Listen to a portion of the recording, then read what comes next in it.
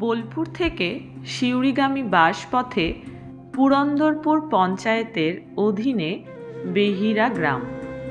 এই গ্রামেই কাশীর মা অন্নপূর্ণা প্রতিষ্ঠিত হয়েছেন বেহিরা নিম্ববাসিনী কালী নামে।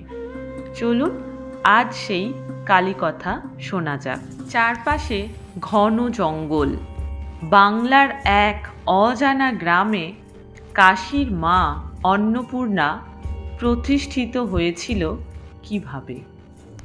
একবার অষ্টাবক্র মুনি মা অন্নপূর্ণাকে সঙ্গে নিয়ে কাশী থেকে এসেছিলেন বক্রেশ্বরে। উদ্দেশ্য মাকে প্রতিষ্ঠা করবেন সতীপীঠ বক্রেশ্বরে। কিন্তু বক্রেশ্বরে দেবীর যাওয়া হলো না। আজকের পুরন্দরপুরের বেহিরা গ্রামে দেবীর নৌকা জলের অভাবে আটকে গেল বক্রেশ্বর নদীতে।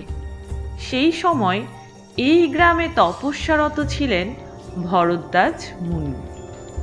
তার আহ্বানে দেবী অন্নপূর্ণা কালী রূপে বসে গেলেন একটি নিম গাছের তলায়। অন্য কোথাও আর গেলেন না।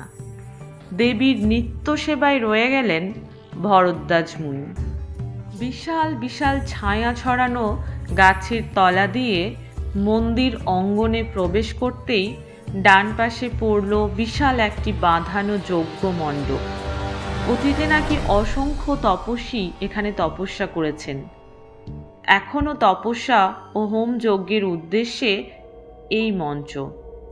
ঠিক এর বিপরীতে প্রথমে ভরদ্বাজ মুনির মাঝারি আকারের মন্দির, পাশের মন্দিরটিতে অষ্টাবক্র মহাদেব, উভয় মন্দিরে স্থাপিত বিগ্রহ শিবলিঙ্গ।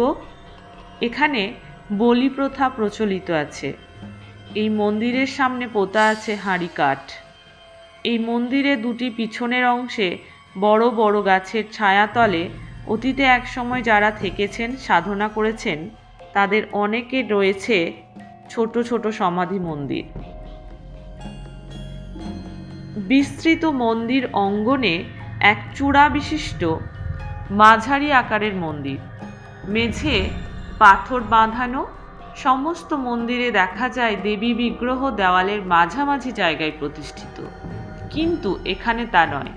দেবীর মূর্তি প্রতিষ্ঠা করা আছে মন্দিরের এক কোণে, অনেকটা জায়গা জুড়ে। উচ্চতায় প্রায় 4 ফুট মৃন্ময়ী মূর্তি।